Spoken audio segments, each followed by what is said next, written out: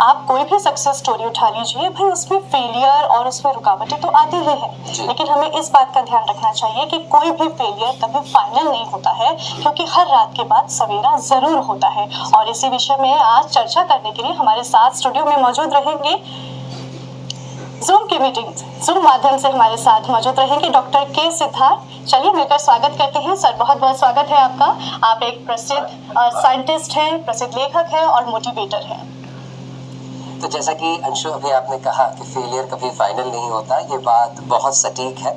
कोशिश करते रहना चाहिए और असफलता अगर हाथ लगे तो उसे चुनौती मानकर जब तक सफल ना हो जाए तब तक नींद, चैन सब त्याग देना, यही असफलता से सफलता की राह खोलता है। चाहत दिल में छिपाए रखता है। सीढ़ियां जो शिखर की मानिंद एक अलग पहचान रखती है। फिर चाहे वो छत पर ले जाएं या छत्र तामीर करवाएं, बेजुबान होकर भी सब कुछ कह डालती है। सफलता जुनून, जज्बात और जज्बे का आखिरी पड़ाव होती है, लेकिन वो इंसान की हकीकत, हुकूमत और हलकान को हाँकना बंद कर देती है। जानते हैं क्यों? क्योंकि जिस किसी को भी सफलता बहुत पहले गले लगा देती है, तभी से उसके हौसलों को पस्त कर देती है। विरले ही होते हैं जो शुरुआती दौर की कामयाबी को जिंदगी के अंतिम पड़ाव तक ले जाने में कामयाब हो पाते हैं। और असफलता बदस्तूर आपको एक ऐसी ताकत देती है जो चट्टानी अवरोधों को भी तार तार करने का साहस देती है। पल पल हौसला अफजाई करती है कि तू एक और कोशिश तो कर, मैं तेरी तकदीर, तस्वीर और तदवीर बदल कर रख दूंगी। फिर तुझे हिमालय की नजरों से देखने वाला जमाना खुद ब खुद कहेगा, कामयाब वही जो गिर गिर कर संभलता है, वो क्या उठेंगे जो गिरने से डरते हैं। तूने अपनी तकदीर संभाली है, तस्वीर नहीं, टंगी तस्वीर जिसकी पहले उसकी तकदीर नहीं।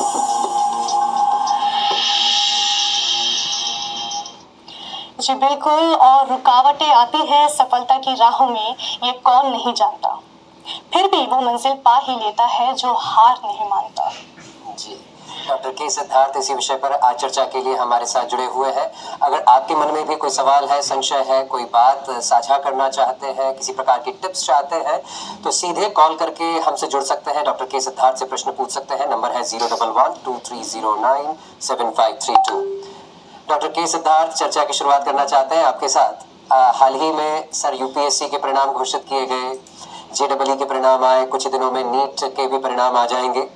अक्सर देखा गया है जो विद्यार्थी असफल हो जाते हैं उन्हें लगता है कि ये एंड है, it is the end of everything. Doctor Siddharth, आपसे जानना चाहेंगे कि इस फेलियर को कैसे हैंडल करें और कैसे नॉर्मलाइज करें।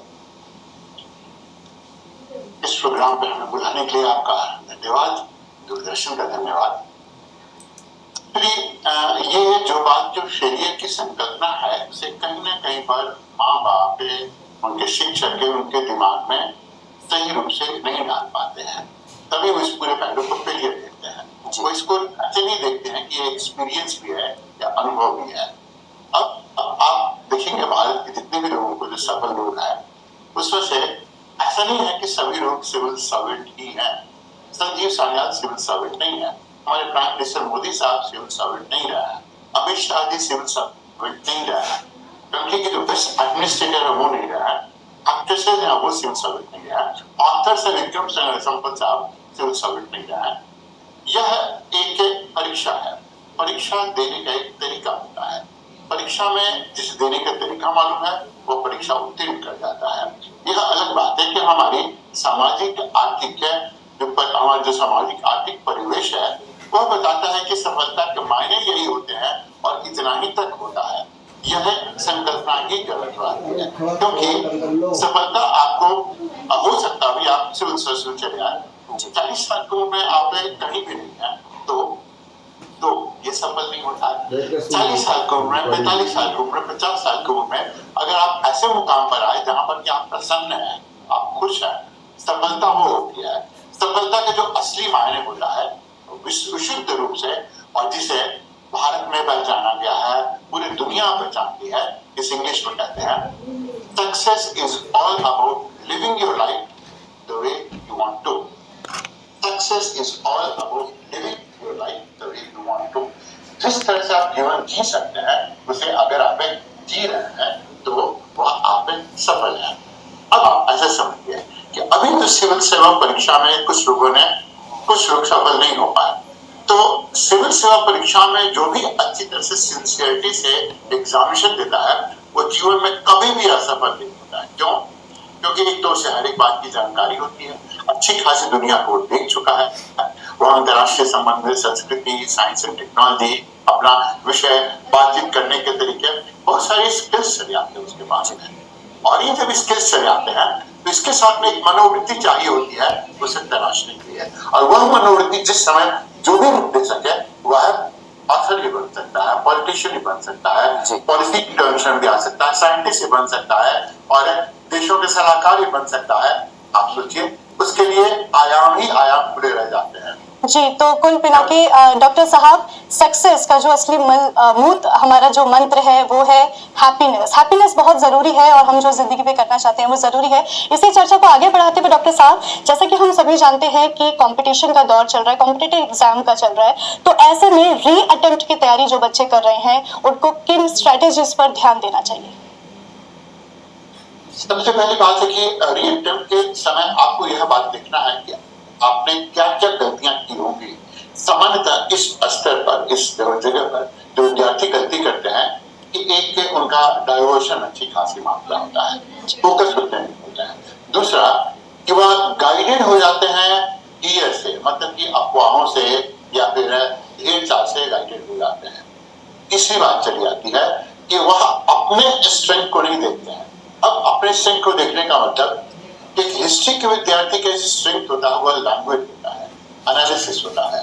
एक साइंस के विद्यार्थी का होता है वो लॉजिकल कंक्लूजन होता है। एक ज्योग्राफी के विद्यार्थी का इलस्ट्रेशन होता है। मान लेते हैं आपने आंसर ही लिखा है और आंसर में कुछ भी लिखा तो आप तीनों तरीके से आंसर लिख सकते हैं। इसका कोई मापदंड नहीं है कि आपको एक ही तरीके से आंसर लिखने हैं। सोचने का जो तरीका है वह एक लिटरेचर के स्टूडेंट अलग होगा, साइंस का अलग होगा, सोशल साइंस का अलग होगा, इंजीनियर का अलग होगा। तो आपको सबसे पहले अपनी पहचान करनी है, अपना स्ट्रेंथ जानना है, यह मेरा स्ट्रेंथ है और उस स्ट्रेंथ को आगे करना है। आंसर लिखना ही यहाँ पर मापदंड होता है और आंसर को इलस्ट्रेशन से लिख सकते हैं, लैंग्वेज से भी लिख सकते हैं, लॉजिक से भी लिख सकते हैं, उसे स्ट्रक्चर भी कर सकते हैं, उसे मैथमेटिकल फॉर्म में भी लिख सकते हैं। कुल मिला के डॉक्टर सिद्धार्थ, जो आपका सब्जेक्ट है उस हिसाब से आपकी अप्रोच जो है डिफाइन करनी चाहिए और उसी हिसाब से अपनी स्ट्रैटेजी बनानी चाहिए। आमतौर पर जब फेल होता है विद्यार्थी, डॉक्टर सिद्धार्थ, पेरेंट्स और गार्जियंस की भूमिका क्या होनी चाहिए जब आपका बच्चा असफल हो रहा है या किसी एग्जाम में फेल हुआ है? माँ बाप सबसे अच्छे तरीके से जानते हैं कि उस बच्चे का स्ट्रेंथ क्या है। हो सकता है वो बच्चा एग्जामिनेशन के लायक बना ही नहीं, इस एग्जामिनेशन के लायक नहीं बना हो, इस परीक्षा के लायक नहीं बना हो, इस जॉब के लायक नहीं बना हो।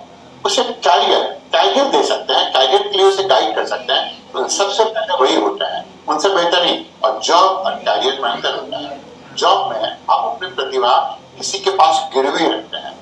कैरियर का मतलब आप अपने स्ट्रेंथ को समझकर उसे आप उत्थान करने की दिशा में सारा काम तैयार करते हैं। जाहिर है कैरियर बनाने में स्ट्रगल थोड़ा होता है, लेकिन जिसने भी ऐसा काम कर दिया वो आगे ही आगे बढ़ता है। सबसे पहली बात पेरेंट्स के साथ ये चल जाती है। दूसरी बात कंपैरिजन, कि उसका बच्चा ऐसा कर गया, उसका बच्चा ऐसा कर गया। सभी बच्चे यूनिक होते हैं। दुनिया में जितने भी लोग पैदा होते हैं उनके पास 5 ऐसे एक्सेप्शनल क्वालिटीज होते हैं जो दुनिया में और किसी के पास में भी नहीं होते हैं, हर एक व्यक्ति के पास में। तो माँ बाप को यह बताना होता है। तीसरी बात चली आती है कि माँ बाप को ही उसके लिए एक इकोसिस्टम तैयार करना पड़ता है।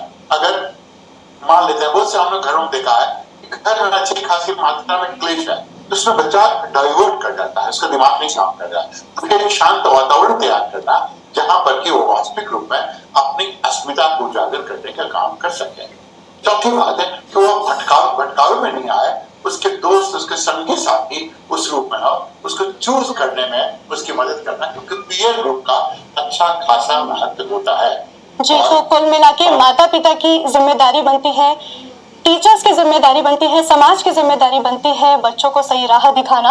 और डॉक्टर साहब, जैसे कि आप सभी जानते हैं कि काफ़ी बच्चे बहुत मेहनत करते हैं कॉम्पिटिटिव एग्जाम को पास करने के लिए, लेकिन फिर भी निरंतर विफलताओं का उनको सामना करना पड़ता है। तो ऐसे में उनको दूसरे ऑप्शंस कब से तलाश करना शुरू कर देना चाहिए?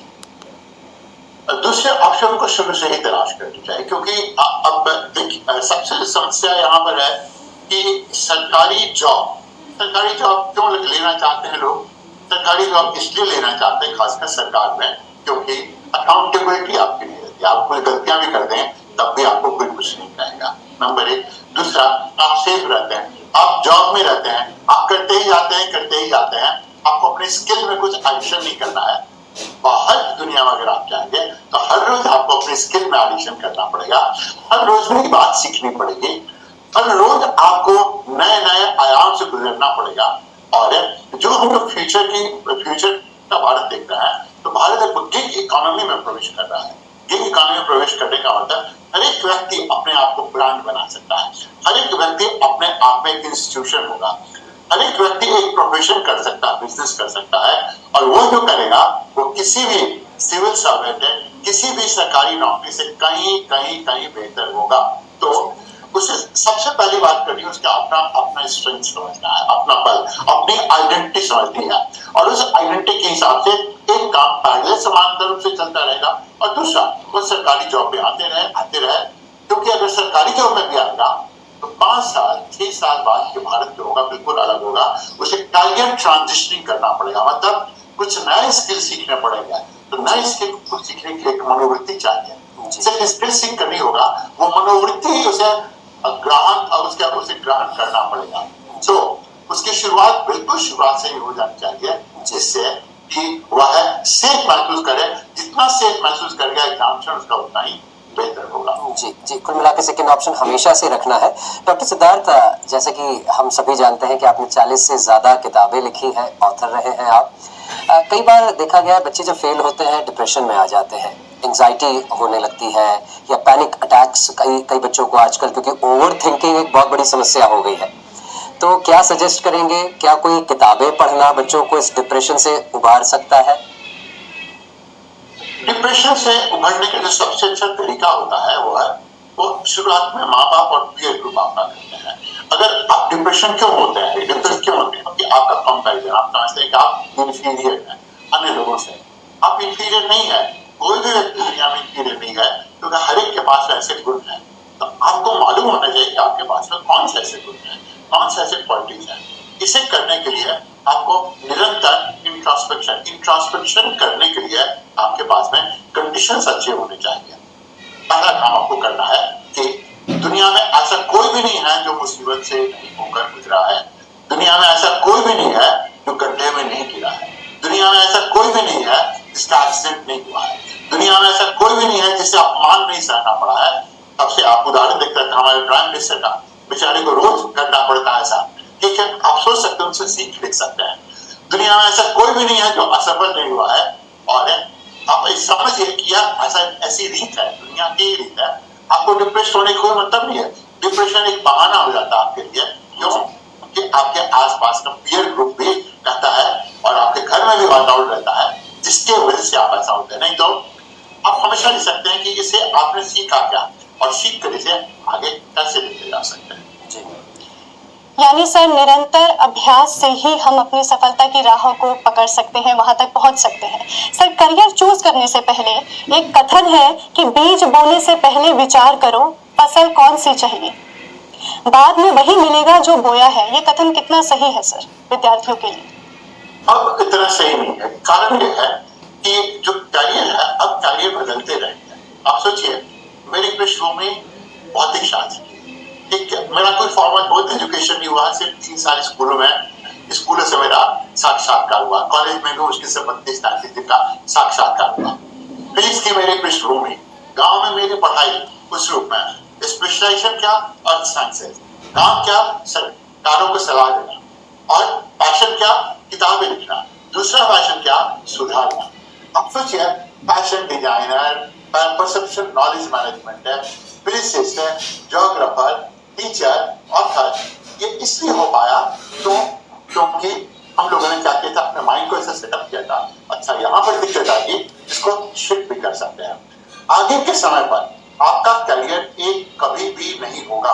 क्यों? क्योंकि आपको निश्चित रूप से कैरियर ट्रांजिशनिंग करना ही पड़ेगा। आप जिन दिन एक स्किल के ऊपर में निर्भर कर गया, आपका कैरियर समाप्त। आपको स्किल अक्वायर करने के लिए मानसिकता हमेशा बनाने रहनी पड़ेगी। इसीलिए आपका कैरियर एक बात होती है, जॉब एक दूसरा पहलू हो जाता है।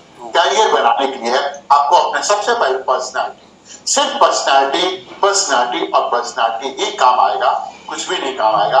पढ़ा लिखा काम नहीं आएगा, आपका एटीट्यूड काम आएगा, पर्सनालिटी काम आएगी, थिंकिंग काम आएगी, स्किल इसके सहारे कुछ भी आप अक्वायर कर सकते हैं। डॉक्टर सिद्धार्थ, जैसे कि आप बोल रहे हैं कि आज आपके नाम के आगे हम जब कहते हैं ऑथर भी, मोटिवेटर भी, मेंटोर भी, अर्थ साइंटिस्ट भी, ये सब कुछ बहुत कम समय में तो नहीं हो पाया होगा। इसके लिए भी संघर्ष और जो यात्रा रही होगी वो लंबी रही होगी। लेकिन आज के युवा जो है वो बहुत क्षणिक मोमेंट्री हैप्पीनेस चाह रहे होते हैं, पेशेंस की कमी है, बहुत जल्दी उन्हें पैसा भी चाहिए, नाम भी चाहिए, शोहरत भी चाहिए। तो ऐसे यूथ को, ऐसे यंगस्टर्स को आप क्या कहना चाहेंगे? अब आप एक्सीडेंट करना चाहेंगे गाड़ी बहुत तेज चलाकर, तो आपको कोई नहीं रोक सकता है, कोई भी नहीं रोक सकता है। तो अगर बहुत जल्दी पैसा कमाना चाहता है, वो नाम कमाना चाहता है, तो that means he is accident prone. वो सोशल कैपिटल नहीं बना पाएगा, सामाजिक पूंजी नहीं बना पाएगा, ट्रस्ट नहीं बना पाएगा, विश्वसनीयता नहीं बना पाएगा, लोगों के साथ जुड़ नहीं पाएगा, ज्ञान नहीं ले पाएगा। अब सोचिए कि अब इतनी कमी रह जाएगी, आप शॉर्ट टर्म सोच में चलेंगे तो आपका एक्सीडेंट होना ही होना है। आपको लॉन्ग टर्म रिवर्स प्लानिंग करनी है, आपको डिजाइन थिंकिंग से लेना है, लैटरल थिंकिंग करनी है। आप शॉर्ट टर्म में चलते हैं तो लीनियर थिंकिंग लेके चलते हैं, एक ही लीड पर। जब आप लैटरल थिंकिंग करेंगे, आप इधर भी देखेंगे, उधर भी देखेंगे, आगे भी देखेंगे, और रिवर्स प्लानिंग आपको लेके चलनी है। यही तरीका हो सकता है, इसके अलावा कोई भी ऐसा नहीं है। आज के युवा जितने भी शॉर्ट टर्म में सोचते हैं, उनका एक्सीडेंट होना तय है। दुर्घटना होगी होगी, आज नहीं हो, कल नहीं हो, कभी होगी। जी, कुल मिला के शॉर्टकट्स मत लीजिए, शॉर्टकट्स में कट शॉर्ट योर लाइफ। जैसा डॉक्टर के सिद्धार्थ आपने कहा कि ऐसे इम्पेशेंट युवा कई बार एक्सीडेंट का शिकार हो जाते हैं, वो एक्सीडेंट आपको सक्सेस से फेलियर की ओर ले जा सकता है।